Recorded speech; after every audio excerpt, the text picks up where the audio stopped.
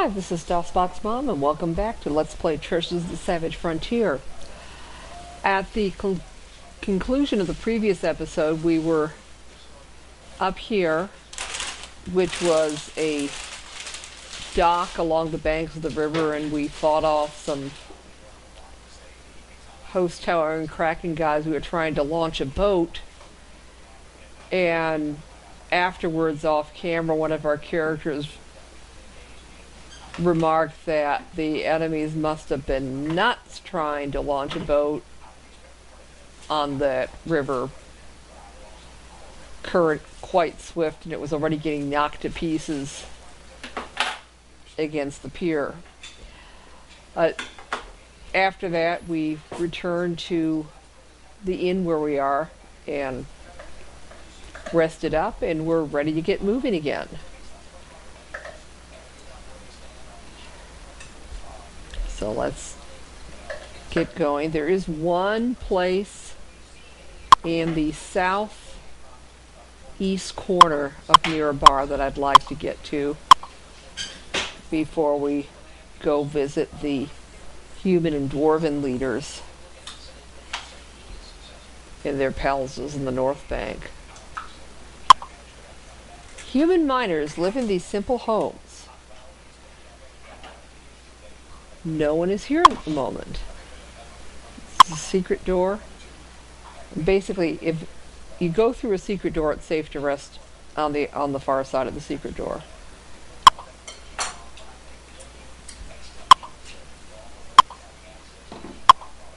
One of the ambassadors from the council meeting sits behind a desk here. Rising, he introduces himself as Master of Waterdeep.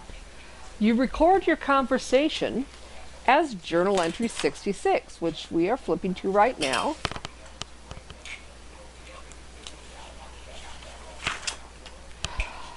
Great adventurers! I have just now been recording your acts of heroism while they're fresh in my memory. I shall transmit this letter to all members of the Lord's Alliance, and your names shall ring throughout the council halls in the great city of Waterdeep. The deceptions of Luskan, the Krakens of the Zentarum have been exposed, but our victory is not yet certain. You may have heard stories of a great and powerful magical item, a gem created in ancient times to fight the great evils of its day. We know little more of its powers and its history. My brother leads the miners of Fireshare. He's written to me of the gem and may know more. You must seek him out. In no event can we allow our enemies to gain the gem. For if the stories of the ancients are true, its power could crush our mightiest battlements. So that is a big hint about where we'll need to be heading after we're done in Mirabar. Excuse me.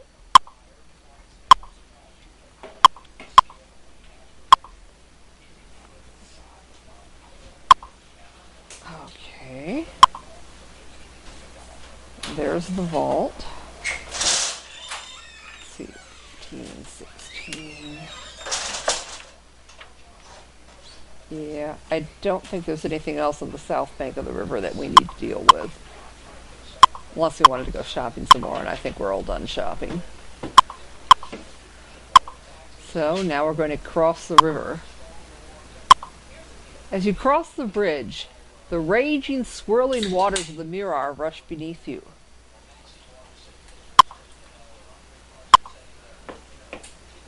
Okay.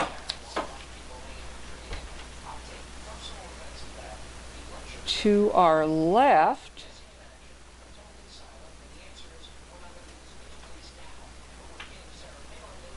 I think is the palace of the human leader, and to the right is the palace of the dwarf leader.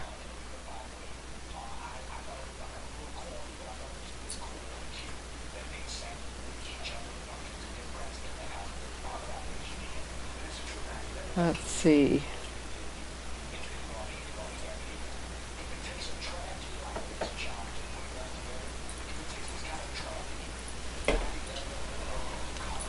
Yeah, and it sounds like each of them is going to offer us an NPC If we didn't have Jabarkas, we could take both of them, but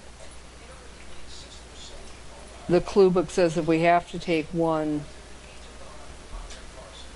take the fellow with the human leader's offering first, and then the dwarf leader will give you a magic weapon instead. So we'll head west.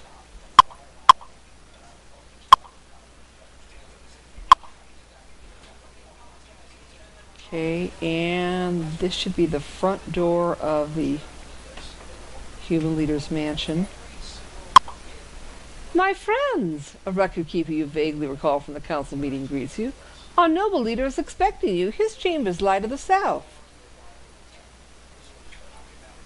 Okay.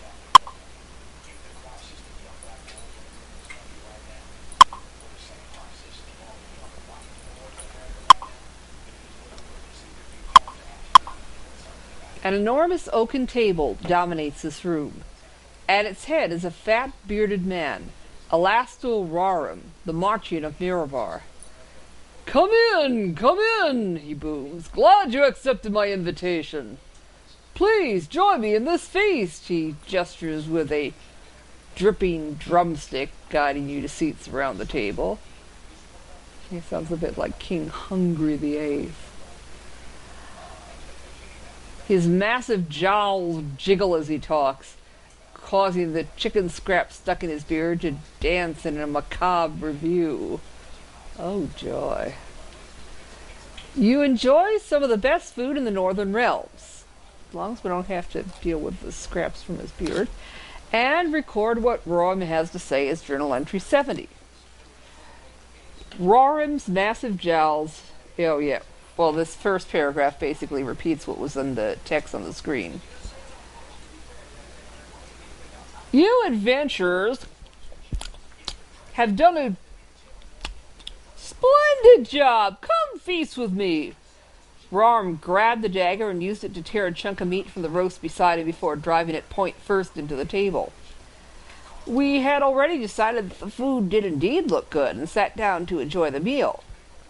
After we'd eaten our fill, which in Rarm's case was enough to empty several local ranches, we retired through a hidden door in the back of the room. Seated in a plush chair in his comfortable study, Roram told us, now that the city's safe for the moment, what are we going to do about the gem? He reached into a large bowl beside his chair and stuffed a fistful of candies into his mouth. If our enemies find it before we do, everything you've accomplished will be lost.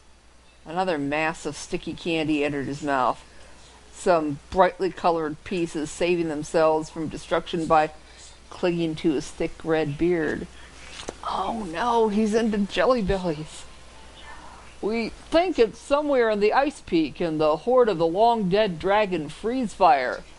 Of course, the Krakens almost certainly know as much or more than we do.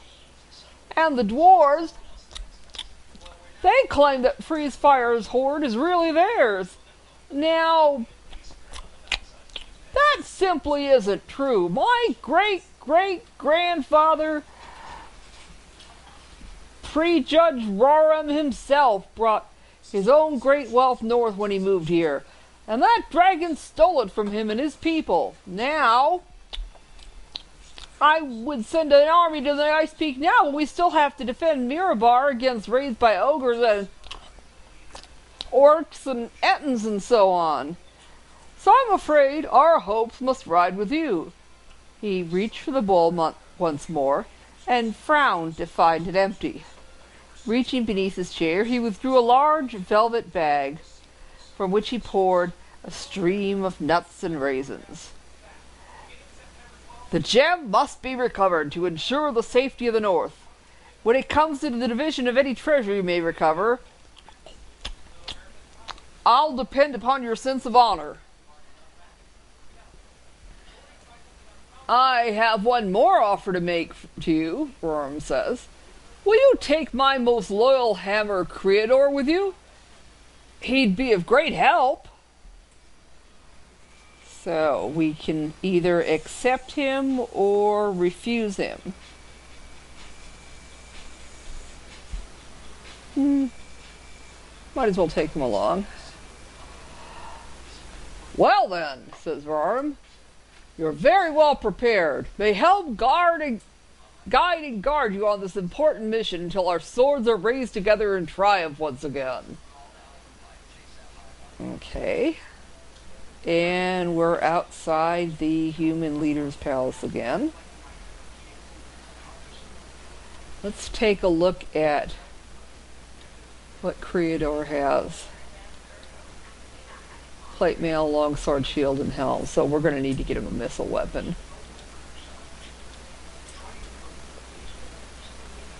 Okay. Let's see what else is here. The Roram family crest hangs above the doors both to the east and to the west. So this is on the east side of the street is a guard chamber. Many battle-ready human guards occupy this chamber. They ignore the party and continue talking among themselves. Okay, there's nothing more to do there. Let's see.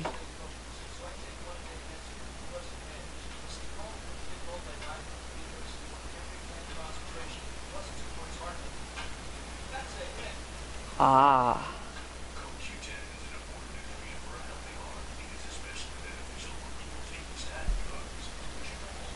We could go further north, but maybe we should go visit the dwarf leader first.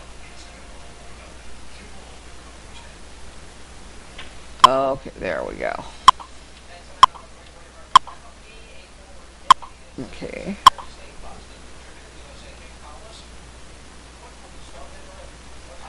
Okay, there's nothing. Teresa says, I remember Mirabar from when I was here years ago during the time of the gold fever. From here, the dwarf areas are to the east, the human neighborhoods to the west. Yeah, like we kind of figured that out already, but whatever.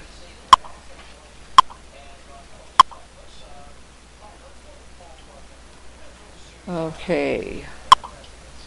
The coat of arms of the Steel Fist family is mounted above the doors both to the east and west.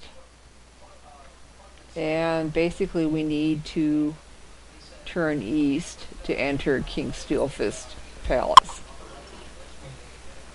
Welcome, good people, calls a well-dressed dwarf approaching the party. Please come in, be at home. The king's expecting you. His chambers are here to the east and south. Okay, so we go east, and then north to the end of the room, and then east again, and then south, and this should be King Steelfist chambers down here. Many torches light the small chamber. Rich tapestries hang on the walls, and a golden throne sits before the far wall. Pretty small room to have a throne in it, but it is for dwarves. King Steelfist rises in greeting as you enter, and you record the discussion as journal entry 68.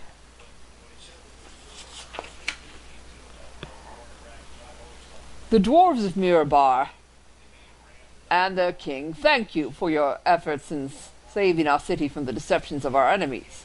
He bowed low and descended from his throne to approach our party. But greater events still threaten us. You may have heard stories of a magical gem from ancient times, and the chance that it may be rediscovered. To the north and west of here lies the Ice Peak, a mountain that rises from the freezing waters of the trackless sea.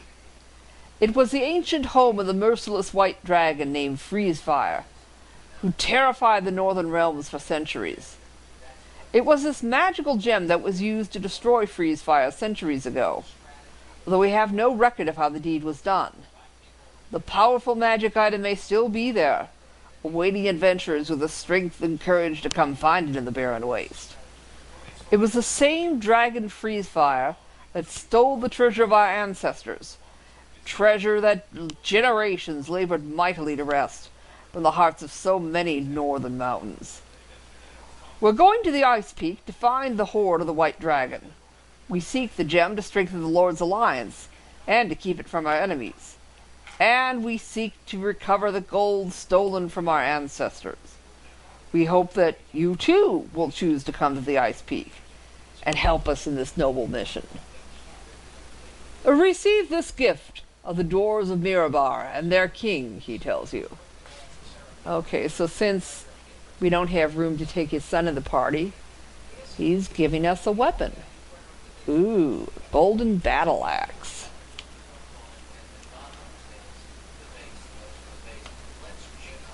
That's +3. So, let's find somebody who can take that. Say somebody who doesn't already have a +3 weapon.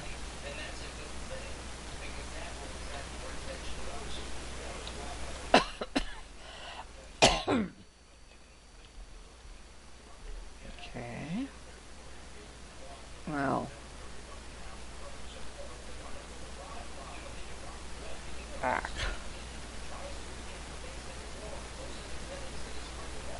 Okay, so maybe, I don't know, although battle axes are two-handed weapons, and as a mage thief, Hosita probably can't use a two-handed weapon. But maybe one of the other characters.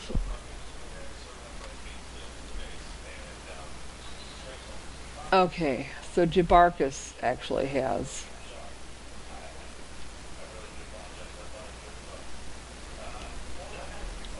a +3 weapon already.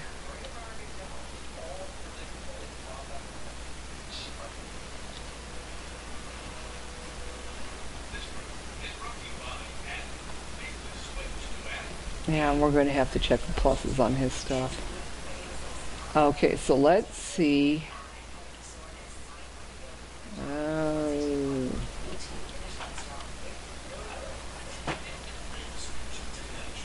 That might be that trident might be two-handed.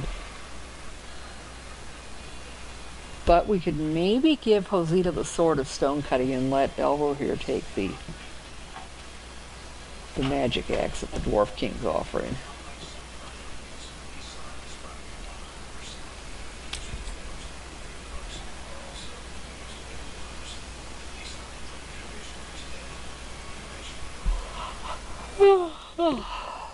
No. Okay.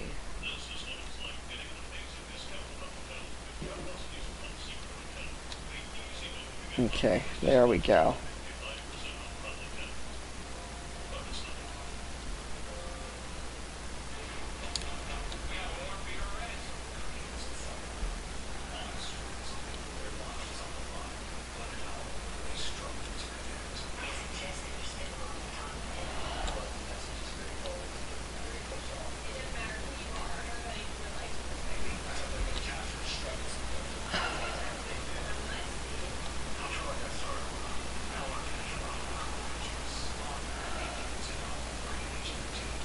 Okay.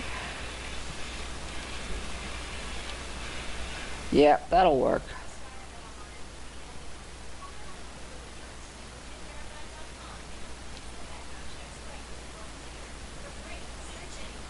And now the king continues, you must be on your way. May Vergadane guide you safely until you stand beside me once again. Well, at least he doesn't have food stuck in his beard. Okay, and we're outside the Dwarf King's palace. And this room is filled with dwarven guards resting, polishing their axes, and talking amongst themselves. Okay.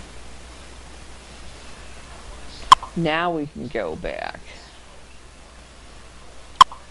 over to the human side of town.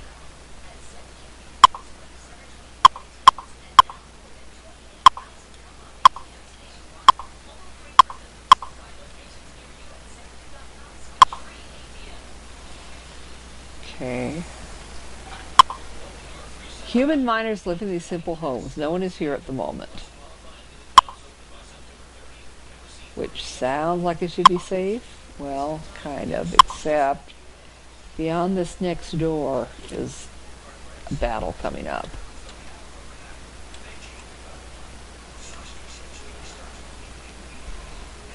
So,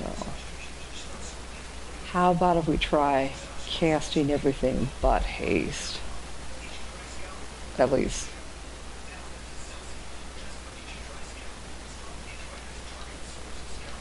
Except maybe for haste and maybe fire shield. I think. Yeah, basically black robe spies who can cast slay living.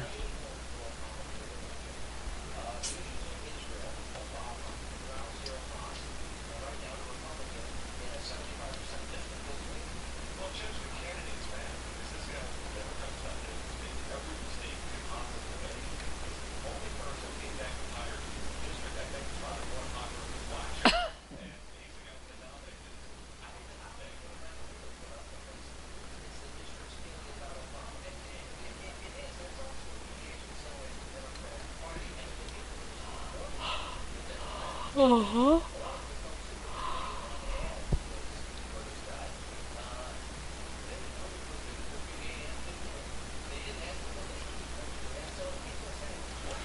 Okay. Yeah, using two safe positions just in case I need to cast haste after all. A panel slides silently upwards into the wall, revealing spouting flames. Tall black-robed men, arms raised, are chanting. The flames die. The men stop chanting and attack. So it's four black-robed spies, and they can cast some rather nasty clerical spells if we give them a chance. Ugh, do not need that.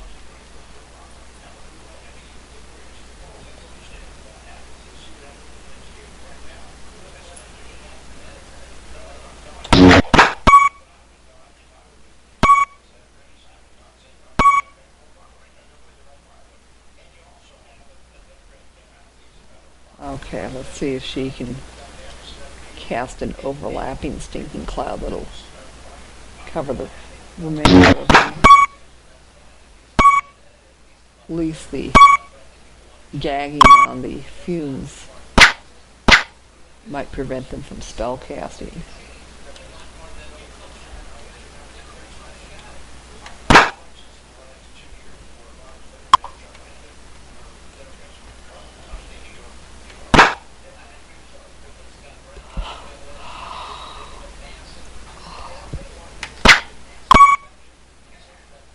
Okay. Looks like one of the black robe spies just maneuvered herself into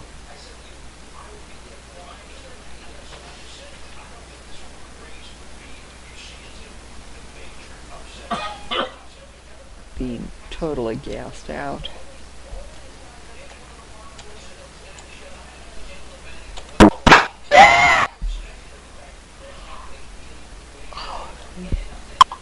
There's not a whole lot Creador can do until we get him a missile weapon.